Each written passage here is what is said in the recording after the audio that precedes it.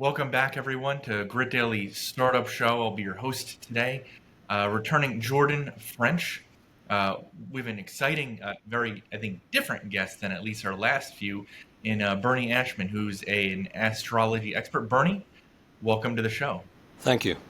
Appreciate it. Super excited actually to dig in on some of this stuff because it's not something that a lot of sort of startup founders and the tech community necessarily talk about. Not that it's taboo, but they're thinking it, often Right. all the time. And I'd Right. actually like to start there just a bit. Uh, if you could expand, your thoughts on that. Is there any sort of element of perhaps a shame, or is it maybe just people don't know that much about, astrology and its inner workings? What's your take, Bernie? Yeah, it actually has expanded tremendously. I've been really surprised. I've done some work in Europe, and it's really taken off there and in the United States. I've got clients all over the world, and a lot of them, I've had several in the tech world.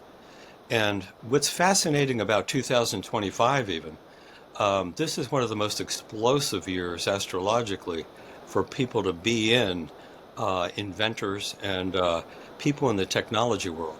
There's one big cycle that happened in the 1940s when computers were first invented, was when the planet Uranus went into the sign Gemini, a communication planet.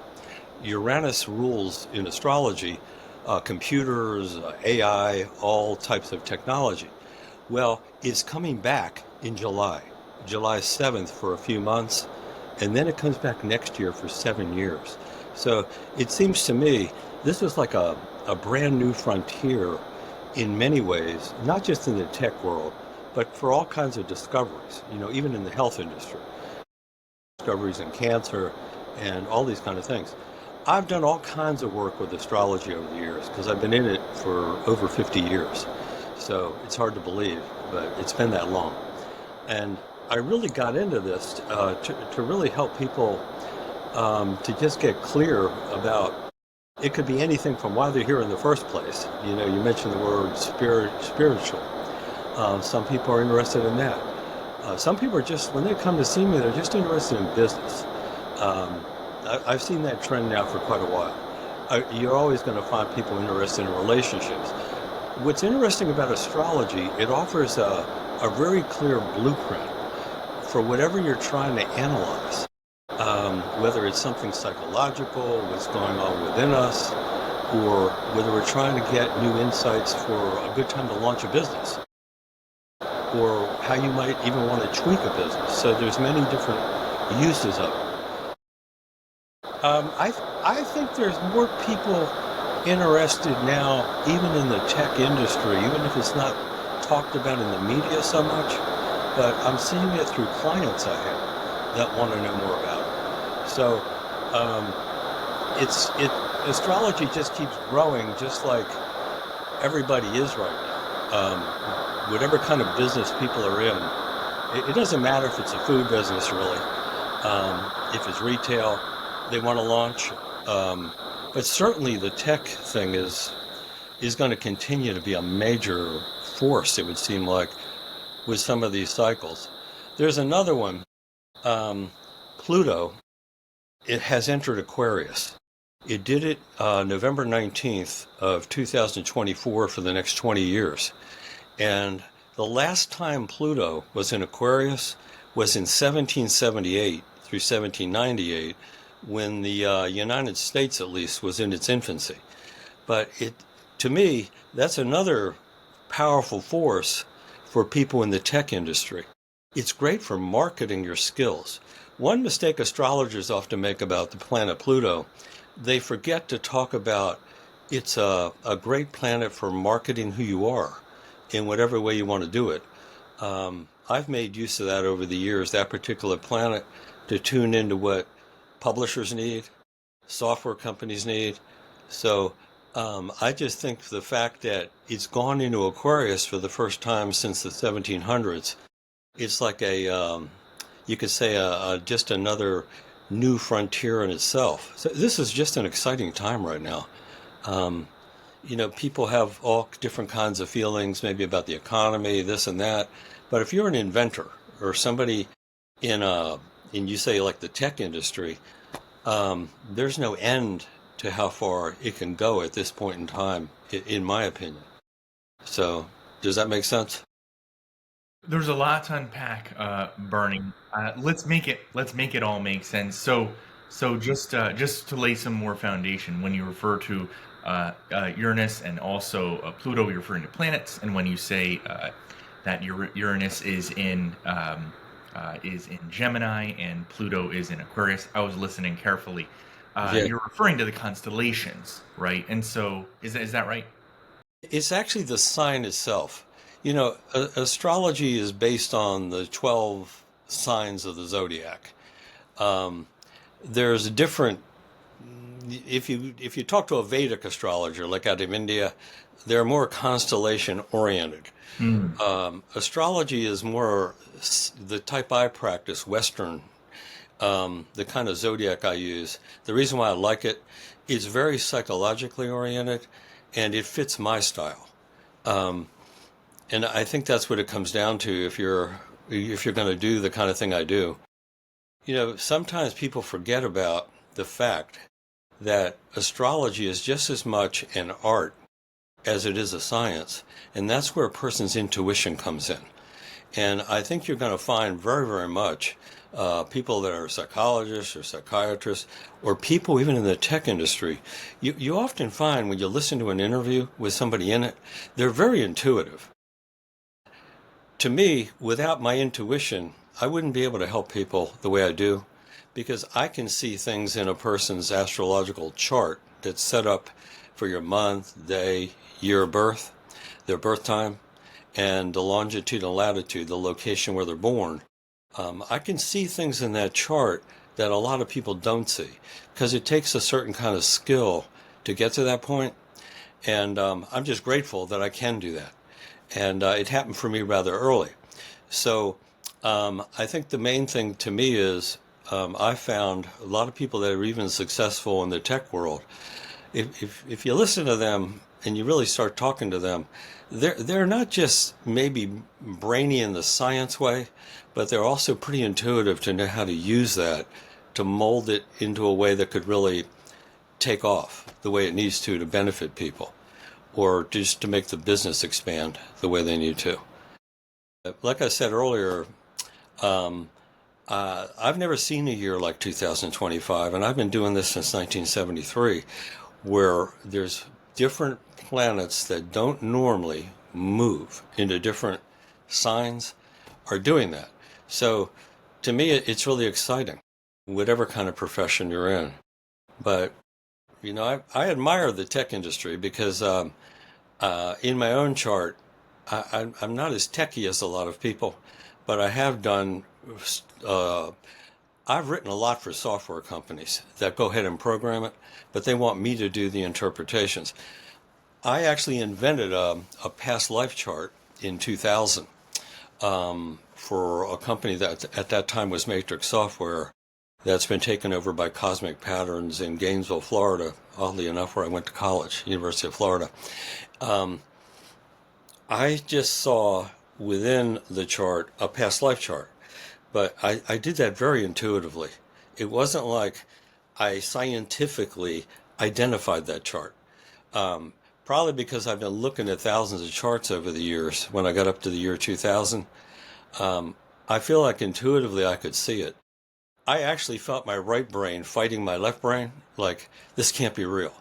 But it turned out it was really an important invention, and it exploded in sales from that software company. It was one of their more successful software creations. I find astrology, it's an exciting field. When I got into this, there was a guy named Dane Rudyard that really, it was his book that got me into this. It called The Astrology of Personality. And he once said, astrology is a language. If you understand the language, you can read the sky. I read cycles. I can tell if it's a good, you could say, opportunity time for myself or somebody else. If it's a tough time, it doesn't mean you shouldn't go forward with it, but there might be a more flowing time just a month down the road, or maybe a few months down the road. So it just depends on how pushed somebody is at that point in time. So there's a lot to this. It's become a big field. There's a lot of different things in it. I actually help people relocate. There's a type of astrology called relocation astrology. There's a software that was set up for that can help people identify better locations. Sometimes people ask me to look at 3 locations or 4, and can I rate which one might be better? I ask them what do they want out of that location, because it just depends sometimes what somebody might want. But I'm just trying to say there's a lot to this. But I have found it just a very useful system to help somebody on the psychological level. You could say as a business level. Some people want to get more intuitive. Sometimes I can find times when that might happen for them. So it's a time of opportunity, and I see astrology really as a way to find more opportunities. And certainly, Bernie, let's dig in on some of the confluence, perhaps, of planets and signs that's come into 2025. Let's set that aside for just a moment, though. We'll return to it. I do want to dig in a little bit more because, you established there's a difference between a Vedic, as you called it, or sort of like Indian astrology Yes. that's foundational, and Western. Yes. If you could just elaborate, what is the key difference? Is it as simple as that it's about planets being in signs and not necessarily in relationship to constellations, or is there something much more foundational that differs between the two? Yeah, it's a different setup. I looked into Vedic, and I have a great respect for the Vedic system. I mean, if you know how to use it. What I explored in it, in terms of the way it works, it just didn't fit me, the way I work with people. Um, the Vedic system has been around since like 1500 BC. I believe the system I use goes back to 300 BC.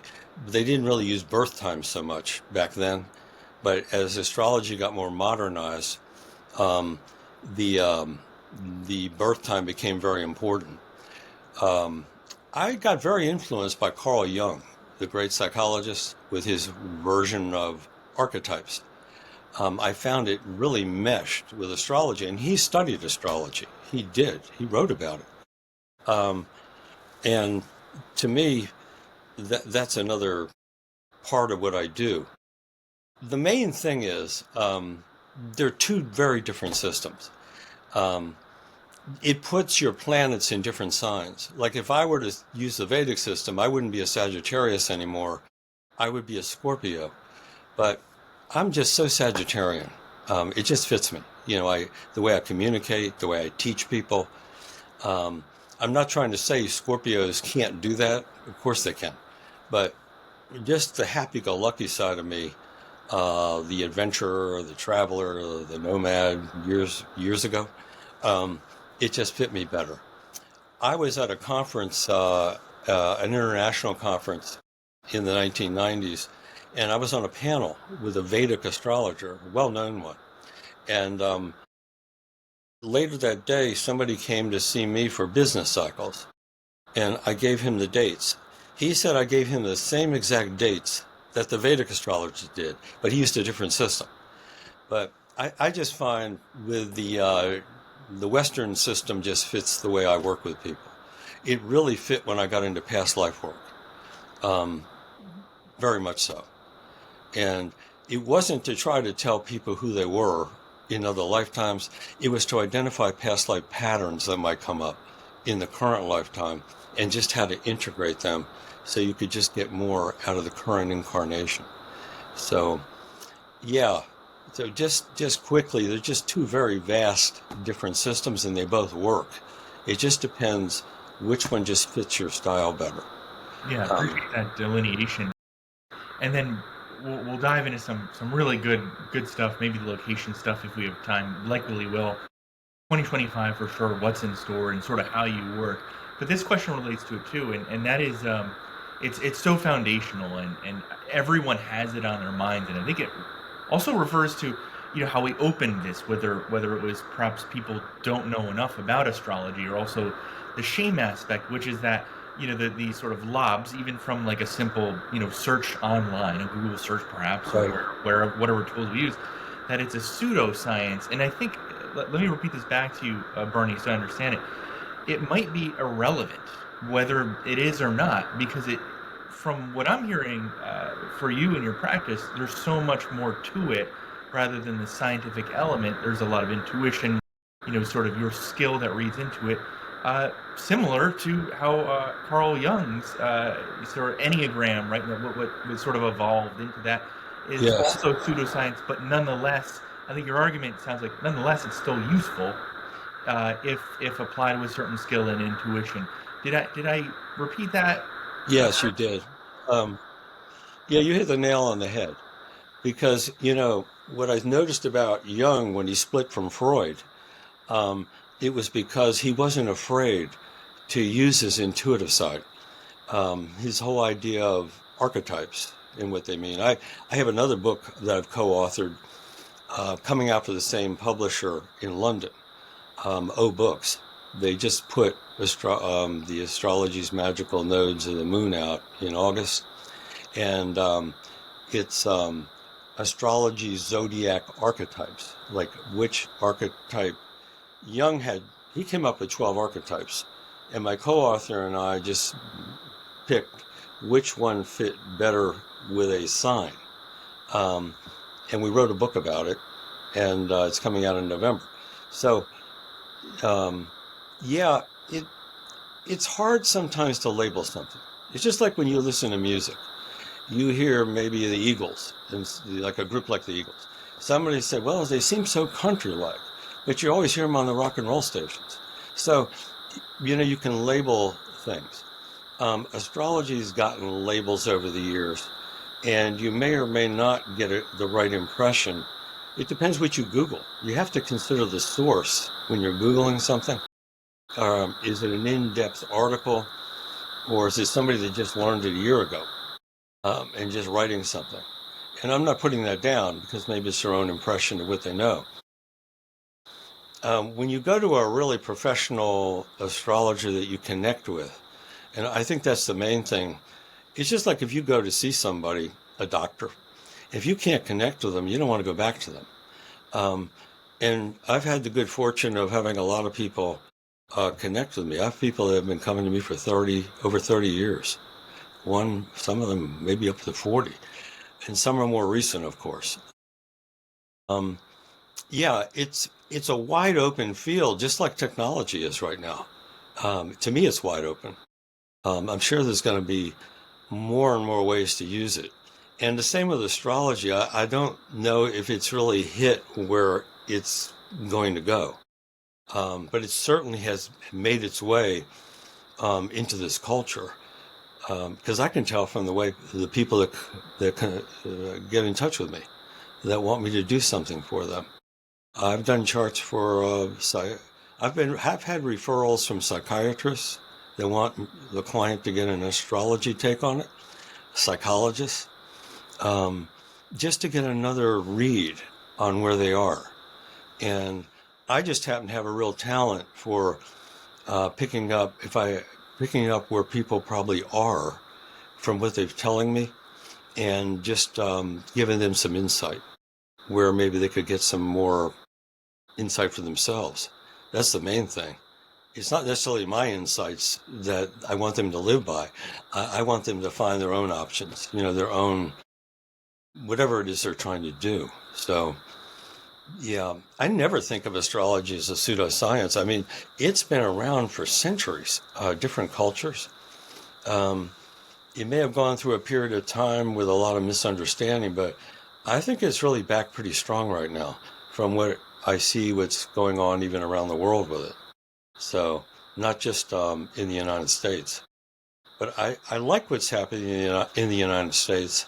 Sometimes, though, I thought astrology was getting a bit stagnant when I went to certain conferences or just saw what was going on with it. And I think it drove me to be an inventor in it, to want to change the trajectory of it into something more meaningful for people. If it's not useful, I wouldn't have gotten into this. So that's Certainly, kind of where I am. yeah, a lot from the cloth, linen, strings to pull on from that own, from everything you shared there. There is something though that you shared, that was a personal anecdote, Bernie, that I think shows some of the fluidity. Just to lay even more foundation there, and where I'm going is, a lot of people, look up their sign probably at a relatively young age, or they're just told, right, by someone, or you know some of it's sort of like pop psychology category, right? Like, Right. oh, Bernie, you're a Scorpio. What's one thing that you shared that's very interesting was that you said, I identify, and I'm paraphrasing here, as a Sagittarius.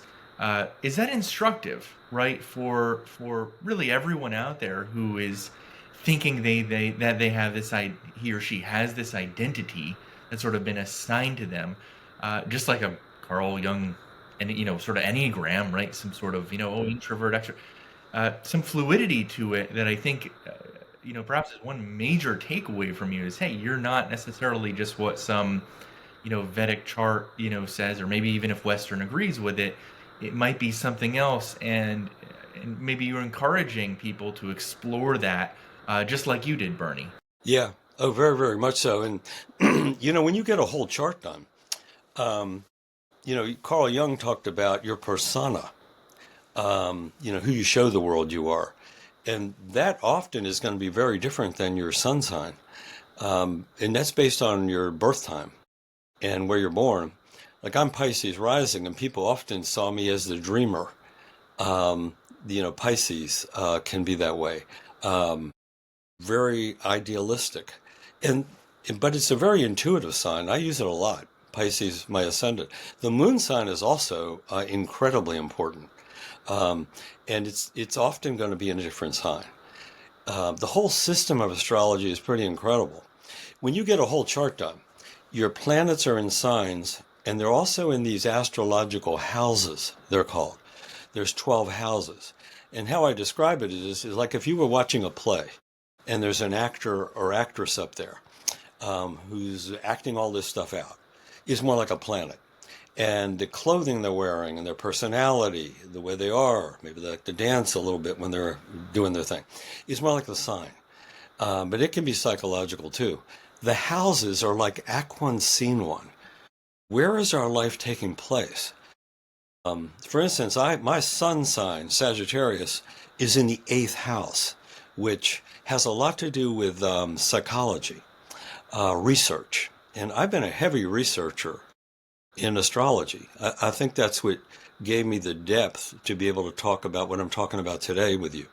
Um, it also, these can be interpreted on a lot of different levels, though, because the eighth house can also have to do with what you're looking for in a deep sort of way in a relationship.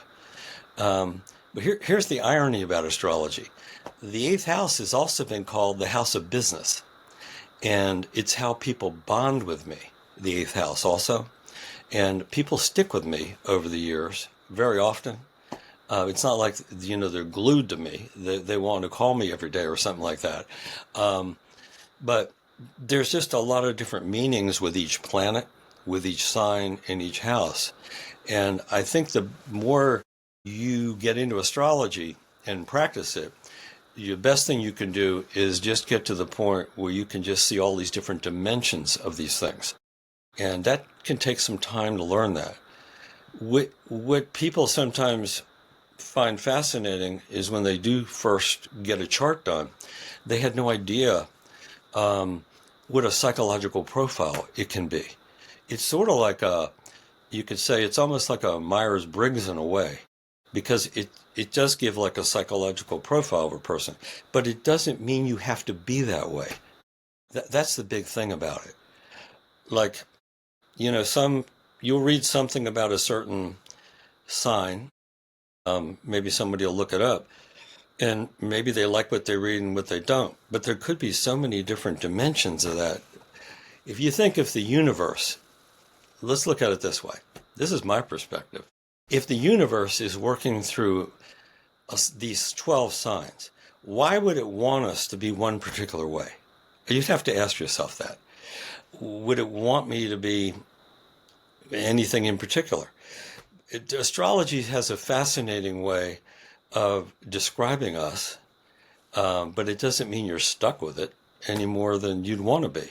So to me, it just, sometimes people just want to get a better perspective of maybe where they are. And what kind of cycle is this? Sometimes I've had people come to me that are inventors, and they just want to know, is there a better time to launch a business? I can see it. It's just like if an airplane is up in the sky and somebody's down here trying to direct them down on the ground, and sometimes I feel like I'm just helping them navigate, basically, a better time period. Sometimes people wonder why they keep attracting the same type of person that isn't good for them. And I can just see how they might need to tweak it, just change something. It shows up in their chart. I think that's what's really incredible about it. Yeah, also helpful anecdotes, and so the way you sort of slice up a chart, perhaps, is it maybe even fair to say, Bernie, that there is overemphasis on the sun sign because everyone just sort of knows it, and it's, I guess, easily calculable because most people know their birth date. I think it's fair, a fair assumption, and there's so much more complexity to it, but hardly anyone's knows the rest of their chart.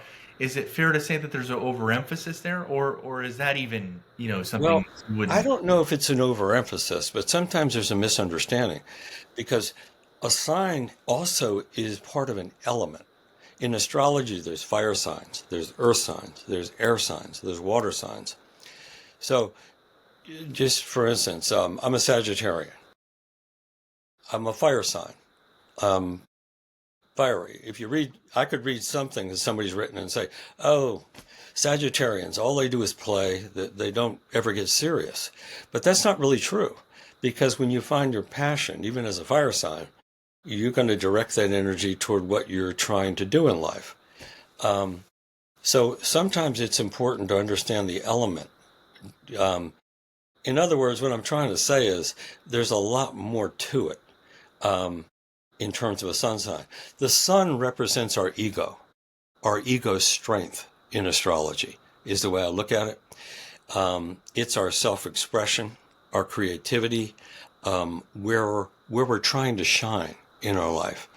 And it doesn't mean we have to do it any one um, particular way. You take a Pisces, who's very idealistic. It's a water sign, very emotional. But some Pisceans may not be all that emotional. There's something else going on. When you get a whole chart done, they may not be like that ordinarily. But if you just read an article, it could be a little misleading. But the sun sign is really important because it does have to do with our self-confidence. It's a big deal about that, and how we want to express ourselves. So I don't mean to belittle the fact of the sun sign, but sometimes it just depends on how it's written up in a sun sign article or something like that. So there's a lot to it. It certainly sounds like it. Sounds like everyone should just get their chart read already. I tell you, One it helped me find out who I was. Yeah, and then one quick follow-up, and then I promise I want to move to 2025 and some of the granularities of your practice. Um, Within that sort of like suite, I think you started to describe what it was. You mentioned rising, you mentioned a moon, obviously sun. Is there one that's maybe underrated, or something that maybe sort of lens, right, or angle through which people view their lives through a chart, that they probably don't pay much attention to, but certainly should? Among those. Yeah. um, I think it goes back to we're complete people. We're our identity isn't necessarily based on one part of us, and I think that's what astrology tries to identify, that um, we Your rising sign in astrology is your ascendant. That's the sign rising on the eastern horizon. That part of the chart has a lot to do with our identity. So if somebody is like me, Pisces rising, I could have thought, well, I'm just idealistic. I'm a dreamer. Nothing wrong with that, because sometimes that makes people very creative. It takes them into the arts. But we're more than that, because the whole chart, in other words, is like a vast ecosystem. And it shows how these energies play off of each other, even the alignments in a chart. There's a whole lot of electricity in a chart going on. That's why there's just so many different ways that we find to express ourselves. If we're only doing it one way and we're not happy, I've actually helped people see there's another pitch maybe they need to deliver. Maybe the fastball isn't getting it done. Maybe they need a curveball. You know what I mean in baseball. But anyway, they might just need to just express themselves a little differently. Same with their business. Maybe they're bored with it. Maybe they need to bring something else into it. Maybe it's time to do that. Maybe they got too much on their plate. Maybe they got too much in that business. They just need to get rid of some of it to free up what they really do well. So there's a lot. Yeah, I would just say it's just that how everything interrelates in a chart is the big deal about it. And I'm just good at being able to bring it all out. I just seem to have a talent for that. It's developed, over the years. But I'm very intuitive, and that really helps. And I'm also very math oriented. So the two seem to work together. I can see an entire chart in less than a minute. And usually for people, that can take them weeks. I mean, really, when you first start out, it could take them a year to be able to do something like that, longer. I'm grateful for the fact that when I got into this, I could tell I was going to be good at it. I had a passion for it. And I think that's probably why it came across that I developed it pretty quickly. So, Yeah, and it's always wonderful to hear that. I promise we'll get to 2025 and what's in store for us and more. But I just one follow up, and it's I have to ask, it's a natural one. And I was thinking as you described, how sort of like rich a chart is. I mean, there's it sounds like there's not just the maybe like 12 different signs that could happen, and probably a typical chart looks really diverse, Bernie, yeah, right? right. You described a Sagittarius, and then someone has Pisces rising, and they're diverse. But have you seen a sort of a thoroughbred, if you will, right? Like a straight 12 Virgos in a row, on down the line. And what would be the consequence of that? Whether you have seen that or not. We're super curious, and I'm sure others in the audience Yeah. would have this on their mind. Sometimes it happens, I mean, I'm just a guy that has done thousands and thousands of charts. And there's something happens to us at age 29.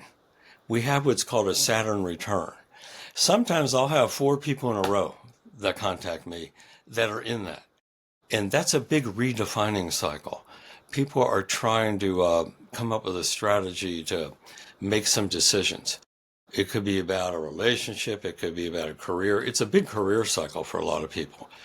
Saturn is connected to careers. And I often see people in major Saturn cycles coming in, at a period of time. Sometimes it's relationships. There are different planets in astrology like Venus and Neptune that maybe they're magnified at that time for particular people. Sometimes I'll have 3, I'll just start getting people coming in that way. It just depends. Sometimes I'll get the same sign, Scorpio, maybe 4 or 5, 4 in a row. But the interesting thing is, those Scorpios aren't always alike. Some are very, Scorpio is a water sign. It's known for being kind of self-contained, private. But some are very communicative. They want to share a lot. Some don't. So it could be the other things in that chart offset that. It could be the moon sign is in Gemini. a very talkative sign. So, but it is interesting. I do go through periods of time where I'll get, the same sorts of patterns of people coming in. Some people are very interested in past lives, how some past life cycles, they just feel something's going on from a past life. Like it's almost like they have a parallel reality going on, they feel. Some of my clients that I've had over the years are awfully intuitive, and they just sense something is happening. So I try to help them identify what might be happening. This book I just wrote, it's on the nodes of the moon, Nodes. It's got these symbols in it. I don't know if you can see it, but Okay. one looks like an upside down pair of headphones, the top one. The bottom one is called the north node of the moon. These 2 points in a chart have a lot to do with past life patterns.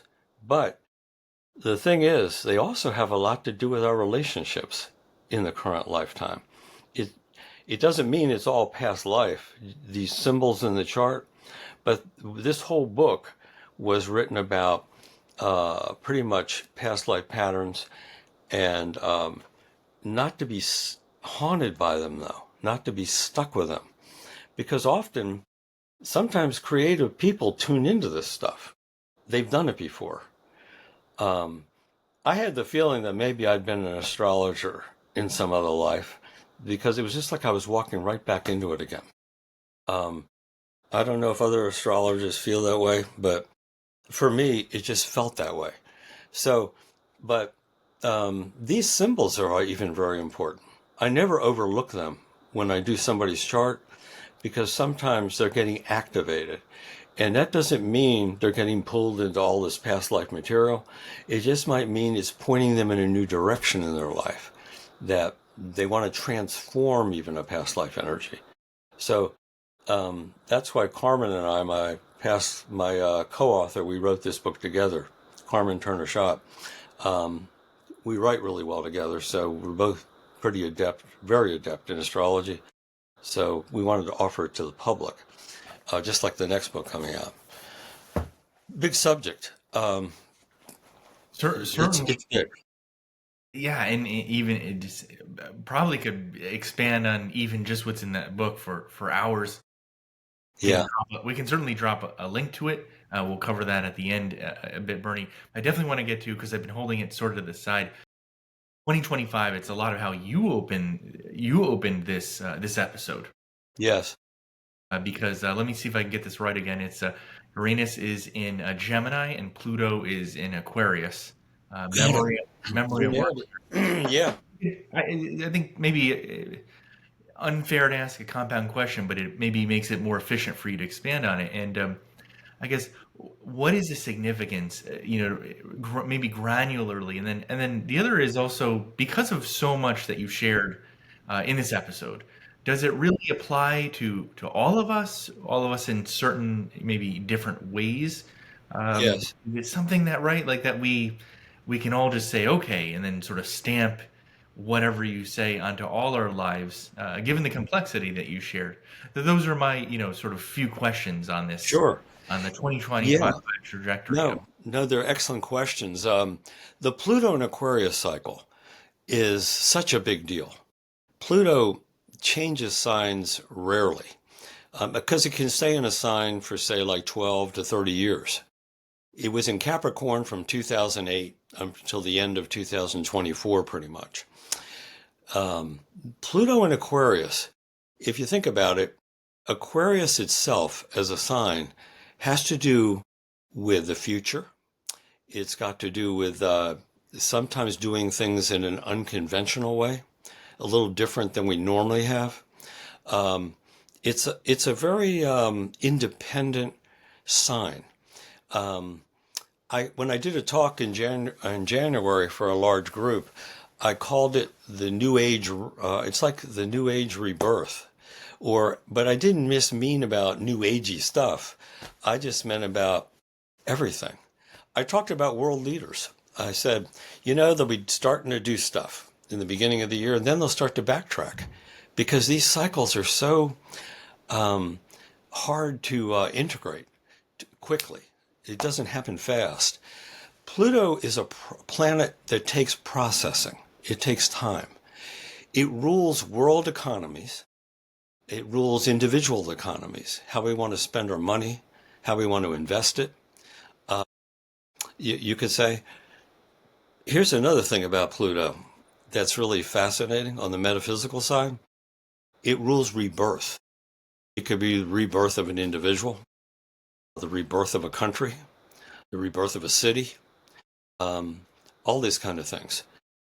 This cycle alone for people in the tech industry is, to me, it's absolutely fascinating because it's got to do with knowing how to apply. You take something like AI, how you might want to use it.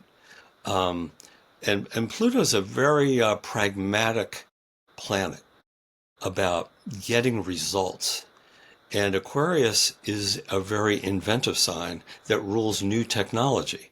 So when you try to piece that together, when I saw this year coming, I was just fascinated by the way all these different possibilities for it. There's another one, Neptune. It's probably the most misunderstood planet of the planets. Sometimes when you're going through a Neptune cycle, it's like you feel like you're eating chicken broth with a fork. I've had people just feel kind of confused. But on the collective end, it's a dreamy sort of planet, inspiring in many ways. It went into Aries for the first time in, God, you could say over 100 years, April 1st this year. It's going to be in that sign for a few months, and it comes back next year for 14 years. It normally spends 14 years in a sign. It also is a big deal. Aries can have to do with identity. It could be the identity of a country. Like I say, it could be the identity of us as individuals. In some ways, it's like a big drop from the universe of intuition on the world, how we might want to use it. Some people probably are going to be more intuitive than they normally would be. Aries has to do with bravery, taking a risk, a creative risk. And Neptune is trusting your intuition to take that risk. So that's why it's also interesting even about that planet being in that sign right now. Because some people are probably, maybe they're sitting on the fence with, should I stay or should I go? Just like that song.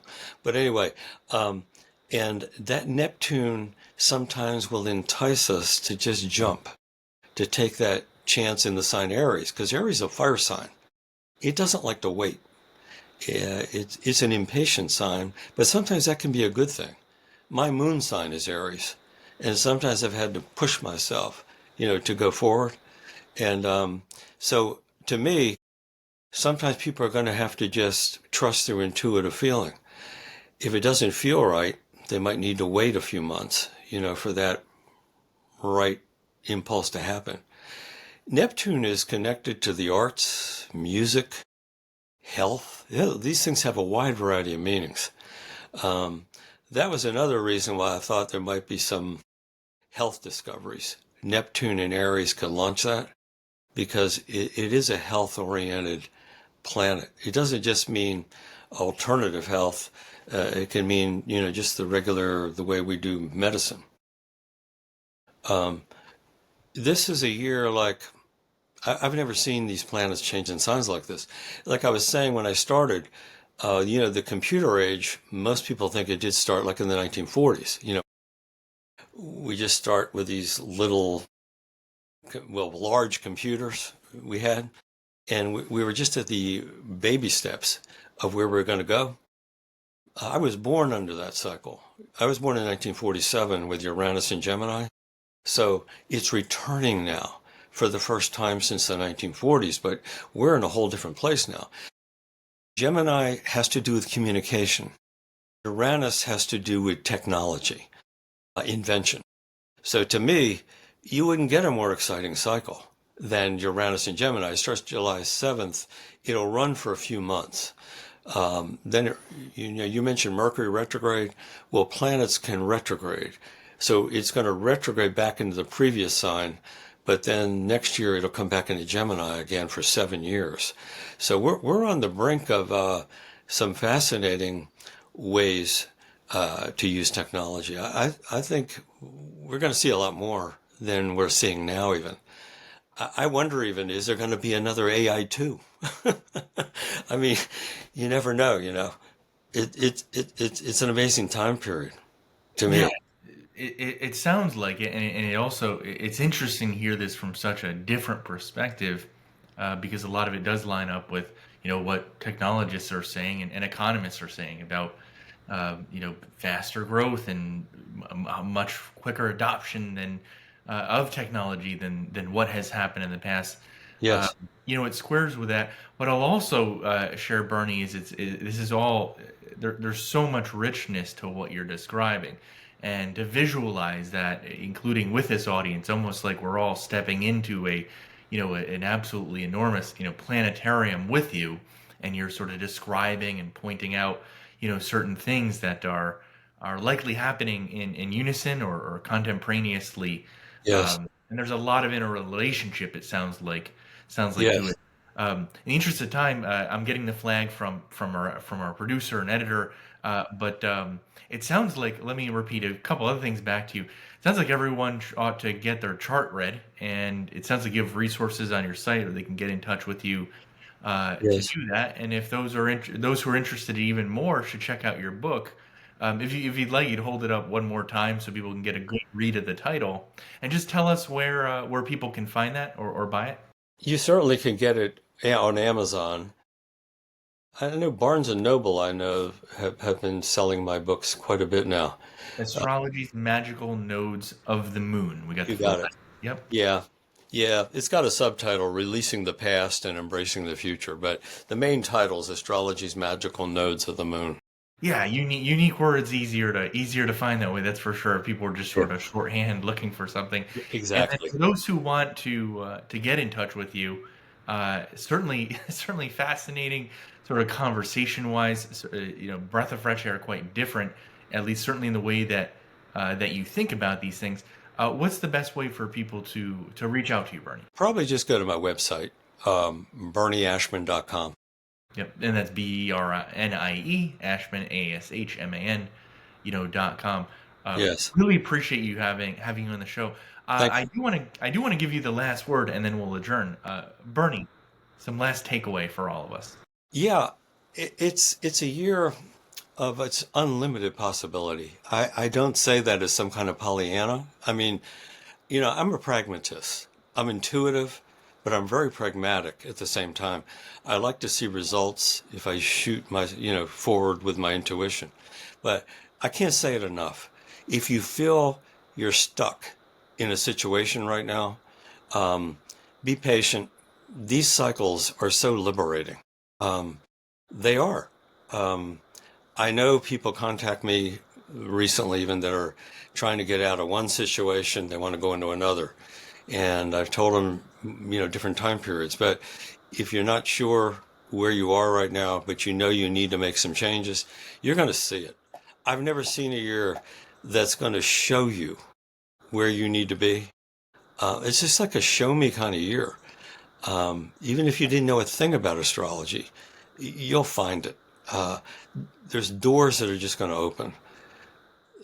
This is the kind of year that just kicks them open. And then you have to decide if you want to walk through it or you want to wait for another one. There's going to be multiple options. It's just that kind of year. I would probably just leave you with that. Certainly, yeah, 2025. It sounds like an exciting year for an astrologer, and we've got an Aries moon sign suggesting patience. So I think that Right. alone is probably meaningful. So for everyone out there listening, you'll be able to enjoy this episode on any of your listening devices and audio out there, Spotify, Apple Music, and you also see the accompanying article on Grit Daily, and of course the syndications, including Apple News. Well, Bernie, it's been a real pleasure, and for everyone Thank out you. there in the audience, until I next. really totally enjoyed it. Likewise. Yes. Appreciate you, Bernie. Until next time. Take care. Thank Bye. you.